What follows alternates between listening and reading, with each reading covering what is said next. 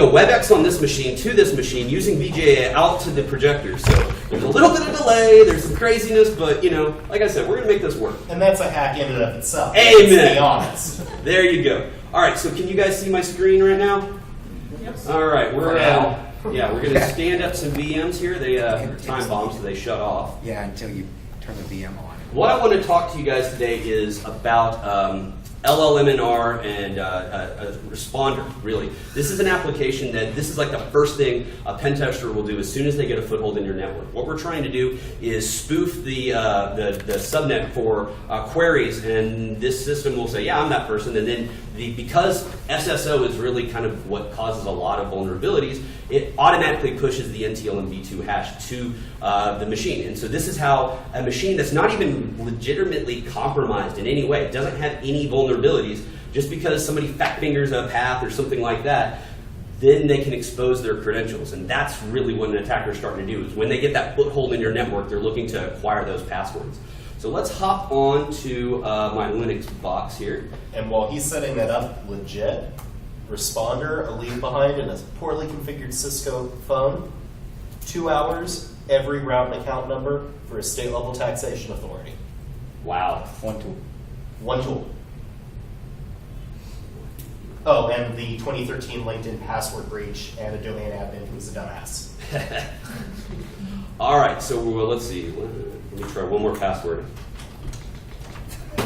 You know when you get up in front of people, you get the fat fingers and the shaky hands and all that? That's what's going on right now. So. You changed the default? Yeah, I did. Whoa, impressive. It's not Tor. That's why you can't log in.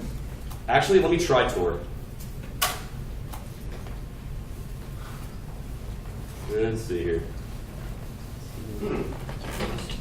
Perhaps I can interest you in some kind of authentication solution.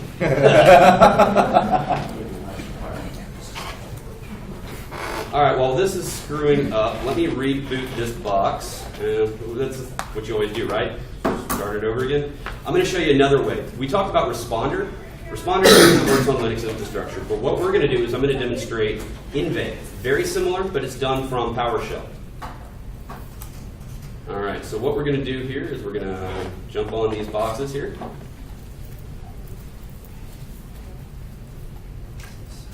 Gosh, this is not working.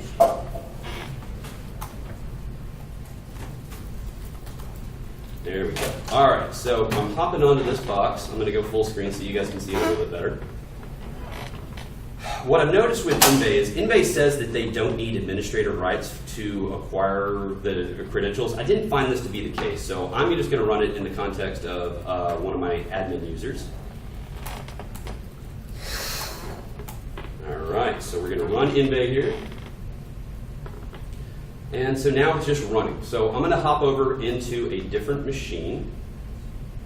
Let's see here.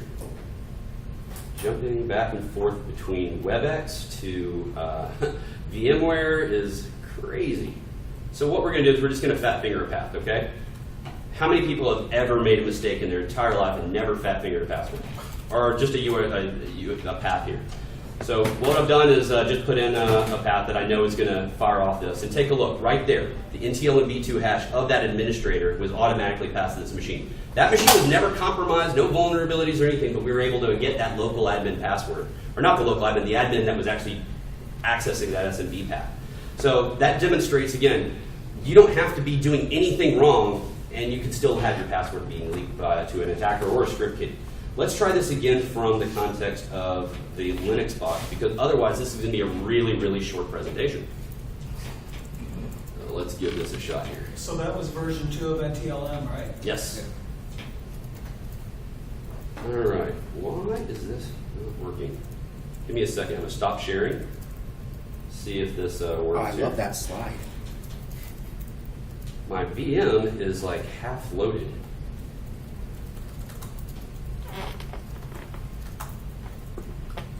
That is too weird.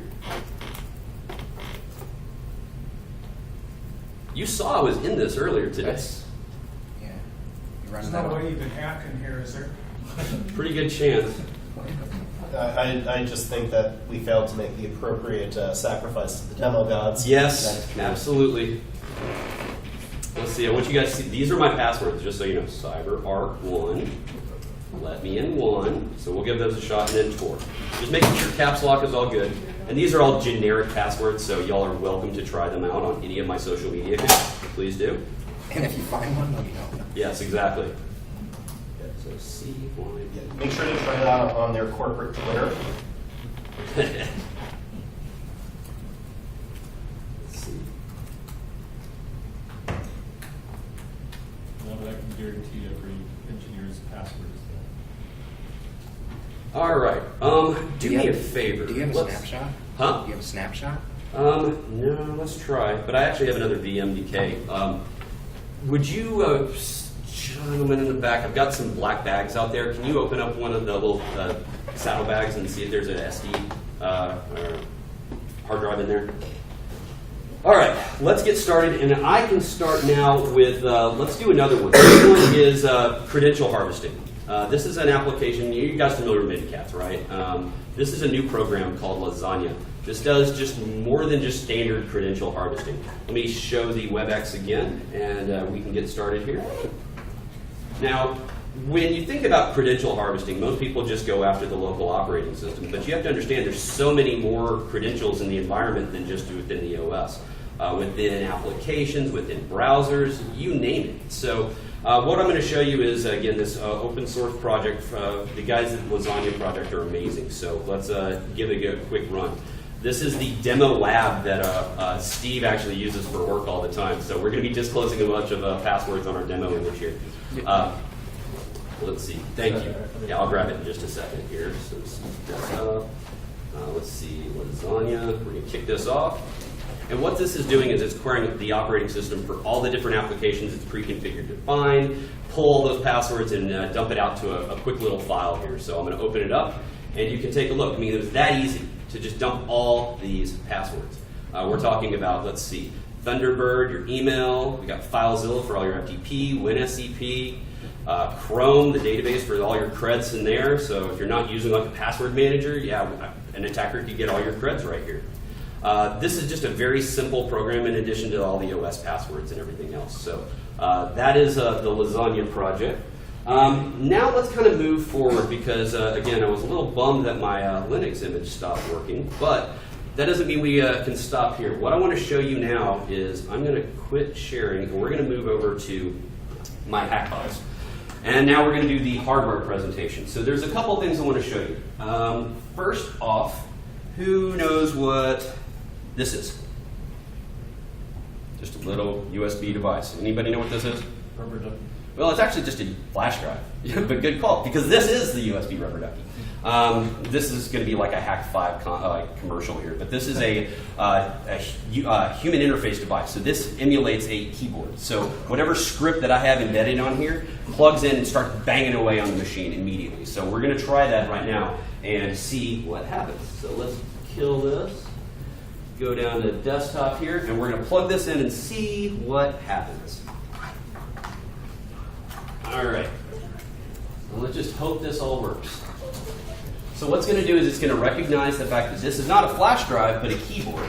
It's going to start typing if everything goes according to plan. There we go. It goes, opens up Internet Explorer, downloads this image after a brief period of time, saves it.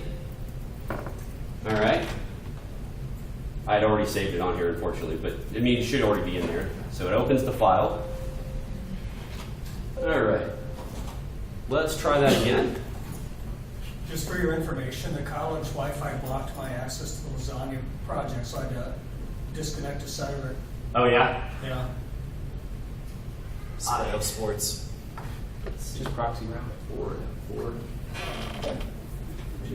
Just, So like I said, remember about how demos failing? Yeah, this is what this whole talk is. So, all right, let's give it a go again.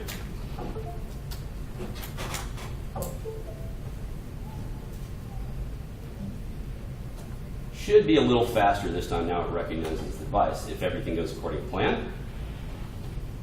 All right, there we go. Down, pulls the file down. Should save it now. But I've cleared it out of memory. There we go. Closes it. Opens up Paint. Opens the file path. There we go. Saves it as the wallpaper desktop and closes the desktop. So somebody walks away from their computer for a little bit of time, throw that on there, teach them a lesson, right? So that is the USB rubber duck. This is on Hack5, it's like 50 bucks. Now, I don't know about you, but I don't make a whole lot of money, and that's not something I want to leave in a parking lot as far as a pen test engagement. That's not cheap. So that's why I wanted to introduce these little things. This is a tiny prototyping board from, let's see, it's one of the Arduino. This is called Bad USB. It's powered by the USB, and you can buy these for about $1.50. Seriously, these are super cheap. And it does the exact same thing as the USB rubber duck. So what you can start doing, 3D print a nice little case around this, tag a little information to kind of bait your targets to use this, and I guarantee you're going to get keystroke injection here. The typical things that we recommend as far as if you want somebody to open up one of these USB drops, the two things that I found really work well is you put it on a keychain, and you put reward if found, phone number 214-356, you rub it out. So if they're greedy, they want that reward, they got to plug that USB in to see who it belongs to. Yeah. The other thing that works really, really well, not so much as of like last week, but Bitcoin private key. That really gets people plugging them in. So let's try this and see what happens, okay? And you can obviously tell what my favorite movie I is. may or may not have written a blog a year or change ago about techniques for making those USB drops. You'd look a lot more attractive. Excellent. So please, what's your blog? Oh, it's on the CornCon blog. Excellent. Then everybody check it out. So this is doing the same thing. It's just this loops if I don't yank it out, but you'll take a look at what it's going to do in just a second here. So it's recognizing that it is a human interface device. It's going to launch Notepad, and there we go. So again, something like $1.50 is so much better than a whole $50 rubber duck. So that's that. Now I want to show you another toy. The pen testers here in the room know what this is. What is it? Bash Bunny. Bash Bunny. This is like a rubber duck on steroids in that it can do multiple payloads, but it also facilitates a fully functioning Linux device on here. So you can start doing network attacks. It becomes a network device driver, and you can do some really, really nasty stuff with this. So the first thing I want to do is we're going to do a Bash Bunny payload. I have no idea what this one is. So I think this is a Wi-Fi cred stealer, but we're going to see what happens.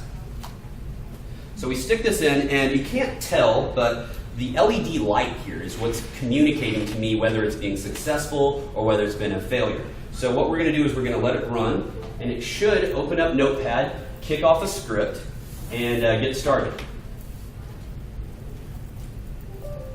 So it's bypassing UAC here, starting to bang out the script. Come on. There we go. So it's doing all this pre-typed out, and now, as an attacker, I have stolen the Wi-Fi password from this device. So let's go in and verify that, okay?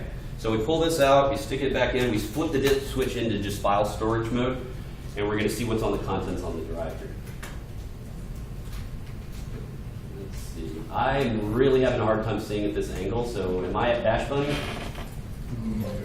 Or has it? I don't think it's recommended. There we go. That's it. So we should see loot. I'm not. Oh, one down. One down. All right. And then we see Wi-Fi creds. Yep. There we go. So guess what? Now you guys can see my Wi-Fi password, Which is blank. which is blank because I don't know why. That's interesting. But if this was actually working proper, you'd see my Wi-Fi creds. All right. Now, remember how I showed you guys Inve earlier and didn't show you Responder? This actually can do Responder local to the machine. So what this will do is, if I'm next to a machine that's conceivably even locked, what we can do is maybe harvest the password. Let me show you what this looks like. So we're going to hop on here. I'm just going to let you see the network device drivers, okay? So we plug this in, and it's going to recognize, instead of as a keyboard, it'll be recognizing as a network adapter. And so all network traffic will be routed through this network adapter rather than the built-in NIC now. And this works on locked machines. And so now I'm running a responder on this Bash Bunny. So any network traffic, I can pull the credentials off of it. So I can basically steer to a password even on a locked machine. So what you'll see is a new network adapter is going to be coming on board shortly. It is. All right, so now what you'll see is you're going to have these lights. And what's going to happen is I'm going to be impatient here, it's still booting up, but it'll start blinking yellow when it's actually working, and then it'll start blinking green fast when I've actually acquired a credential. So that's how this will work. You can really work with this just by communicating with the LED lights. So that's one way to go about it. And then you can look at the loop, and then you see the NTLM password. So that's the Bash Bunny. The next thing I want to show you is, anybody know what this is? It's just a Raspberry Pi Zero or Zero? Yeah. This is a work by Sammy Kamkar. He's one of the gentlemen that wrote like one of the very first MySpace worms. This is a device very similar to the Bash Bunny in that this becomes a network device driver, but it poisons the ARP cache of the machine. What's also really interesting is if you do a poison tap attack, this is called a poison tap. If you do a poison tap attack on a VM, it also poisons the ARP cache of the VM host as well, thus poisoning the ARP cache of every other VM on that host. So by poisoning one machine, you can poison a bunch of them. So what we're going to do is we're going to run this and just see what happens here. This one takes a little bit, so I'm just going to let this thing run. And I'm going to let you guys see what happens, all right? While this is working, I'm going to try to get this Linux box back up and working here. Let's see, I love. All right. So get back in here.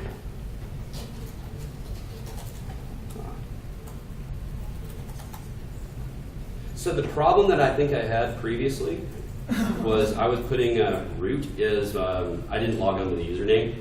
I was just putting my password into the username field. So, yeah. All right, so we're actually in Linux now. Oh, no, shit, that's crazy. Sorry. All right, well, my machine just totally crapped out there. So while this reboots, wow, this is like the worst presentation ever, right? Okay, let's... You're proving the point. Yes. All right. I'm just going to walk around and show you guys this now. The next thing I want to show you is... I know, this is ridiculous. I apologize, guys. There's some things that work. Well, good. And I've got one other thing that's really going to blow your mind in a second. But I want to talk about Seth. I know a couple of you talked about Seth earlier. It's a man-in-the-middle attack against the RDP protocol. What this will do is basically sit and wait and listen for a particular connection. And then not only are we trafficking the RDP session through our proxy, we're also keylogging all the session as well. So what we're going to do is we'll give that a shot here. Let me kick this off.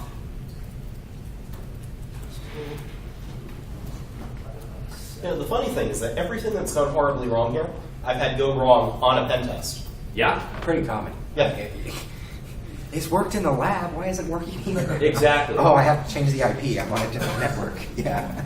Well, funny enough, this is all turnkey at one point. So, all right. So what you can see is I'm connecting here to an RDP session, and it just died. Right? That's okay because what it just did, from the attacker's perspective, is clone the X509 cert. So now it's armed and ready to rock and roll. So now we're going to try connecting again. And if everything works proper, which I'm no promises. So is that certificate only used on a passwordless login?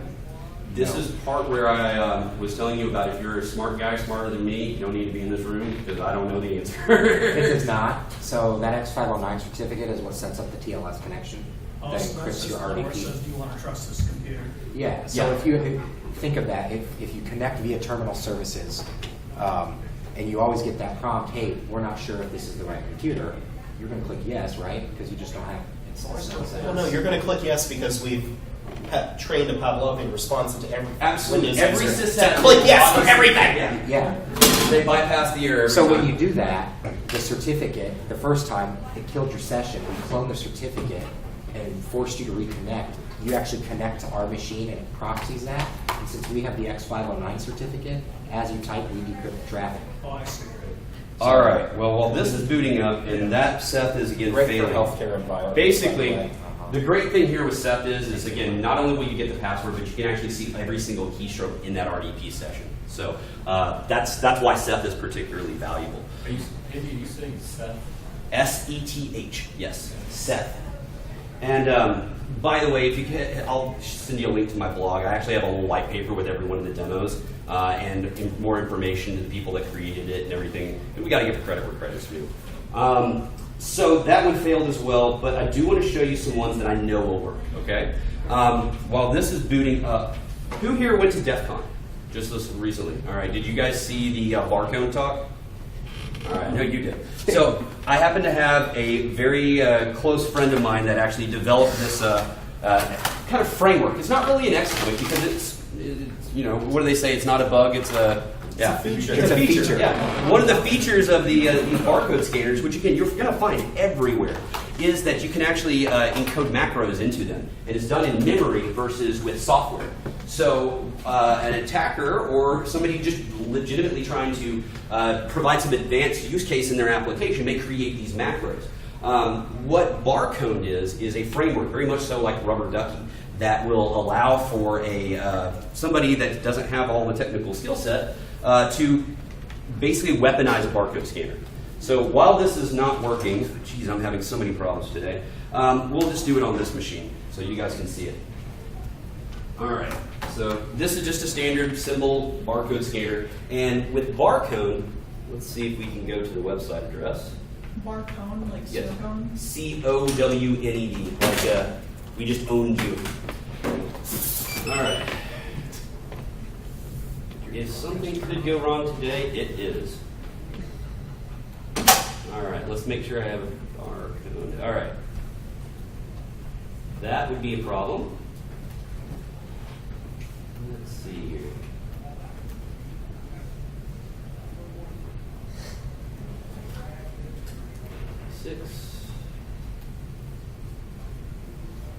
All right, so now we're connected. I'll show you guys the website. And again, he just makes this extremely easy. And my MiFi is dead. I swear I charged this last night. Close your computer, Bobby. I'm just about ready Fine. to walk out of here. All right, so we're connected. Not doing it, but All right, well, shit. All right, well, either way, you don't need this to show you it. So what we're going to do is the framework allows you to just basically take your barcode scanner, and it does an animated GIF, and you go beep, beep, beep, beep, beep, and then weaponize this barcode scanner. So let me show you what this is going to look like. When we open up Notepad, here we go. So you can see, I'm going to make the font big prior to. Font 20. All right. So y'all can see this barely, but these are just standard UPC barcodes. This is one for actually a box of preparation H, okay? So we're gonna scan that, you're gonna see the UPC symbol, right? All right, so there's the UPC symbol, you see?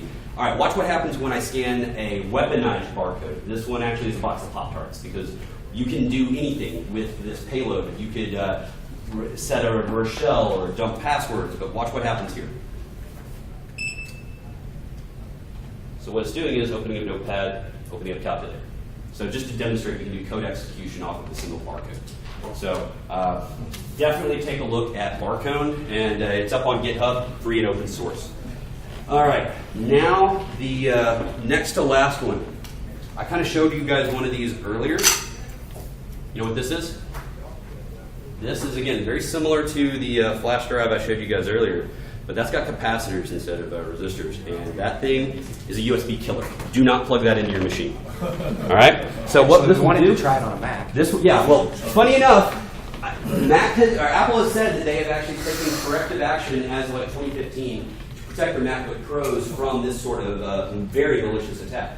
However, I haven't found a single Mac user that's willing to verify that. So, but I got some good news today. We're actually going to do the USB killer attack on my work machine. I'm dead serious.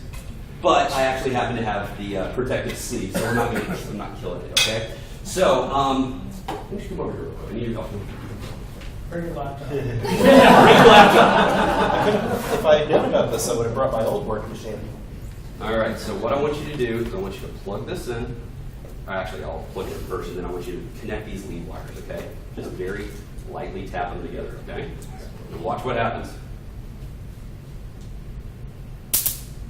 So imagine that level of charge is going back into your machine frying it. So yeah, this is crazy, right? Watch that. So That is the USB killer. And yeah, that's why I always keep imagine it. having those silk screen with your competitor's logo at a trade show. That would be just plain straight up evil. I love it. That's also why whenever I pack this up, I always put it back in the original container. I don't ever want to get these things mixed up. All right. So I do want to segue into one of the different talks later today. If you guys get a chance to check out the Hacker War or the Drone Wars, those guys are amazing, and they've got some amazing stuff that they're going to show, including like a distro very similar to what I've got right here. What I've done is basically weaponized my drone so that we can exploit a particular thing that Steel Research has done, Mousejack, where we can replay keystrokes via my drone. And so a lot of organizations think that, oh, we're up on the 39th floor, you know, oh, we got physical security, we're good. No, this goes right next to your window. And I've actually got video demonstrating that. So what we're going to do is we're actually going to do that, okay? So somebody with and I swear, I promise it's going to be completely benign here. I believe that my machine is totally hosed now. Let's see here. Does anybody just have a Windows box?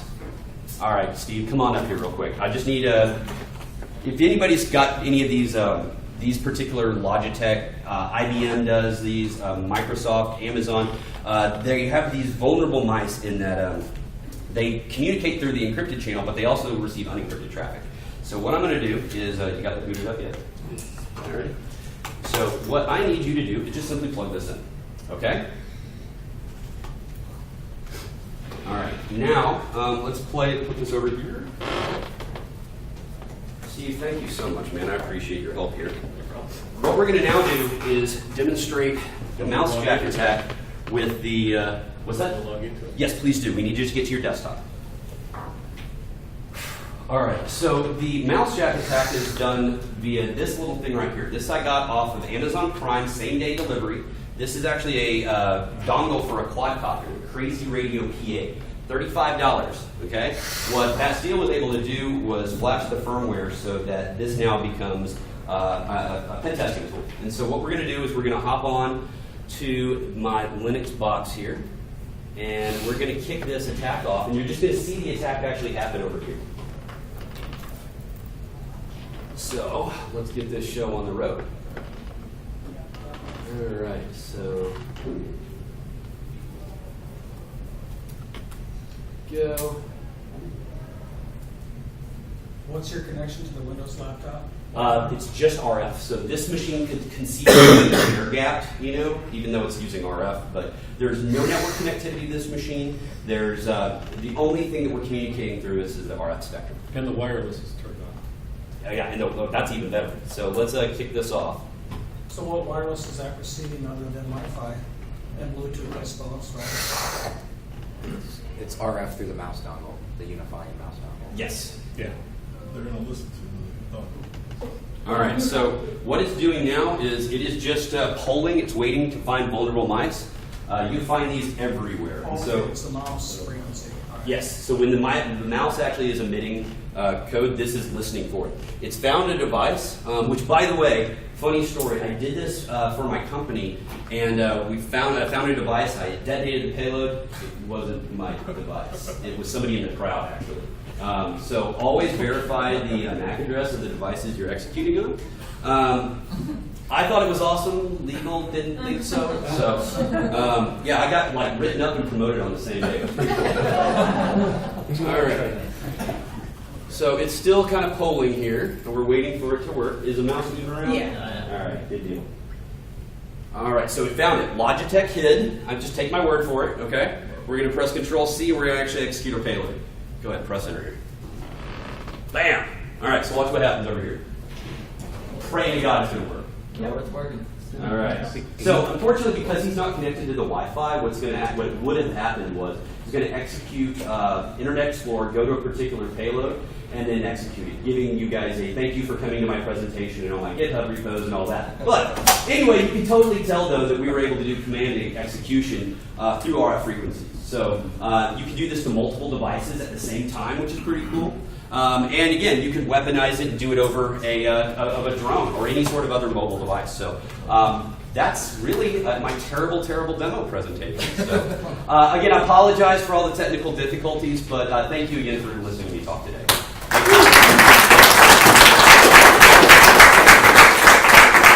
All right. So I guess we got pizza going up next. So consider this is an early exit to lunch. Thanks, guys. Holy moly, that just went.